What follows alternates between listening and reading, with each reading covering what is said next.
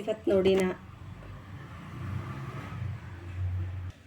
Hello friends, ಇವತ್ತು ನೋಡಿ ನಾನು ಸಾಬುದಾನಿ ಉಪ್ಪಿಟ್ಟು ಮಾಡತ್ತೀನಿ. ಸಾಬುದಾನಿ ಉಪ್ಪಿಟ್ಟಿಗೆ ನೋಡಿ ಒಂದು ದೊಡ್ಡದು ಈರುಳ್ಳಿ ಹೆಚ್ಕೊಂಡೇನಿ, ಒಂದು 2 ಹೆಸರು ಕರಿಬೇವು ತೊಗೊಂಡೇನಿ, 4 ಹಸಿ ಮೆಣಸಿನ್ಕಾಯಿ ತೊಗೊಂಡೇನಿ.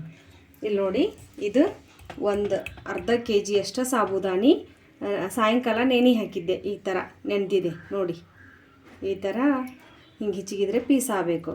ಇಷ್ಟು ಸಾಬುದಾನಿ ನೆನೆ ಹಾಕ್ಕೊಂಡೇನಿ. ಈಗ ಸಾಬುದಾನಿ ಉಪ್ಪಿಟ್ಟು ಮಾಡೋಣ. ಅದಕ್ಕೆ ರುಚಿಗೆ ತಕ್ಕಷ್ಟು ಉಪ್ಪು ಬೇಕು. ಆಮೇಲೆ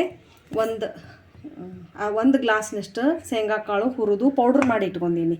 ಮೇನ್ ಇದೇ ಬೇಕು ಫ್ರೆಂಡ್. ಆಮೇಲೆ ಅರಿಶಿನ ಪೌಡ್ರು, ಮಸಾಲ, ಮನೆಯಲ್ಲೇ ಮಾಡಿದ ಮಸಾಲ, ಆಮೇಲೆ ಸಾಸ್ಮಿ ಜೀರಿಗೆ, ಅಲ್ಲ ಬೆಳ್ಳುಳ್ಳಿ ಪೇಸ್ಟ್, ಎಣ್ಣೆ, ಇದಿಷ್ಟು ಹಾಕಿ ಯಾವ ಥರ ಸಾಬುದಾನಿ ಉಪ್ಪಿಟ್ಟು ಮಾಡೋದನ್ನು ನೋಡೋಣ ಬನ್ನಿ ಫ್ರೆಂಡ್.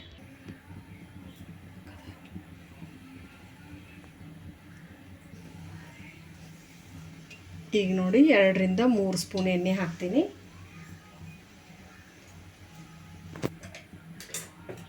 ಎಣ್ಣೆ ಕಾದ್ಮೇಲೆ ಸ್ವಲ್ಪ ಎಣ್ಣೆ ಕಾಯಿಲಿ.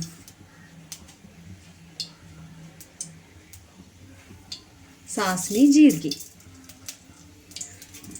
ಅವು ಚಟಪಟ ಆದಮೇಲೆ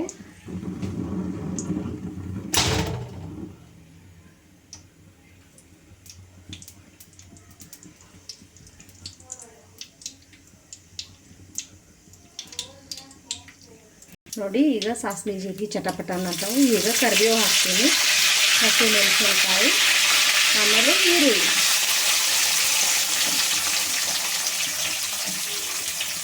ಇಷ್ಟು ಹಾಕಿ ಬೇಯಿಸ್ಕೊಳ್ಳೋಣ. ಸ್ವಲ್ಪ ಹಸಿ ವಾಸನೆ ಹೋಗೋ ಮಟ್ಟ ಬೇಯಿಸ್ಕೊಳ್ಳೋಣ. ಈಗ ನೋಡಿ, 1 ಸ್ಪೂನು ಅಲ್ಲ ಬೆಳ್ಳುಳ್ಳಿ ಪೇಸ್ಟ್ ಹಾಕ್ತೀನಿ. ಮೇಲೆ ಅಲ್ಲ ಬೆಳ್ಳುಳ್ಳಿ ಪೇಸ್ಟ್ ಹಾಕಿ ಒಮ್ಮೆ ತಯಾರಿಸ್ತೀನಿ.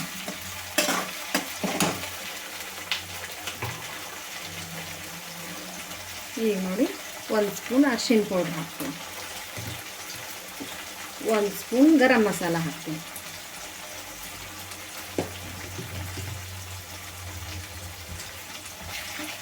ಎಲ್ಲವೂ ಹಾಕಿ ಸ್ವಲ್ಪ ಮಿಕ್ಸ್ ಮಾಡಿ ಈಗ ನಾನು ಸಾಬುದಾನಿ ಹಾಕ್ತೀನಿ. ನೋಡಿ ಯಾವ ಥರ ಹುಳಿ ಬಂದಿದೆ ಅನ್ನೋದು. ಈಗ ನೋಡಿ, ಸಾಬುದಾನಿ ಹಾಕ್ತೀನಿ.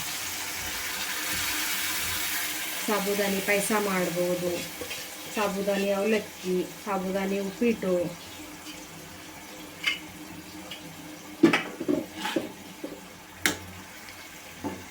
ಇದು ಒಂದು 5 ನಿಮಿಷ ಇದೇ ಥರ ಬೇಯಿಸ್ಕೊಂಡ್ಮೇಲೆ ಆಮೇಲೆ ಶೇಂಗಾದ ಪೌಡ್ರು, ರುಚಿಗೆ ತಕ್ಕಷ್ಟು ಉಪ್ಪು ಹಾಕೊಂಡು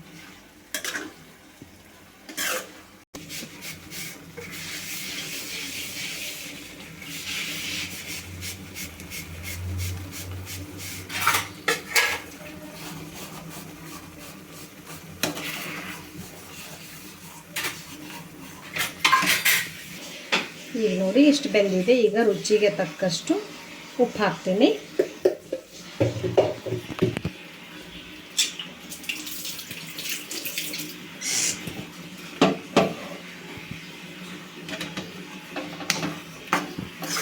ಮಿಕ್ಸ್ ಮಾಡೋಣ.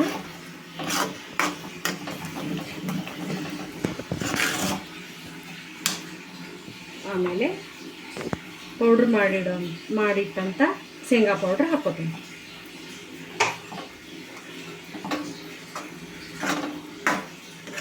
ಒಂದು ಮಾಡ್ಕೊಂಡು ತಿಂದು ನೋಡಿ ಫ್ರೆಂಡ್, ಎಷ್ಟು ರುಚಿಯಾಗಿ ಬರ್ತೈತೆ ಅಂತ ಹೇಳಿ. ಅಜ್ಜಿಯರಿಗೆಲ್ಲ ಈ ಥರ ಮಾಡಿಕೊಟ್ರೆ ಮೆತ್ತಗೆ ಚಲೋ ಇರ್ತೈತಿ.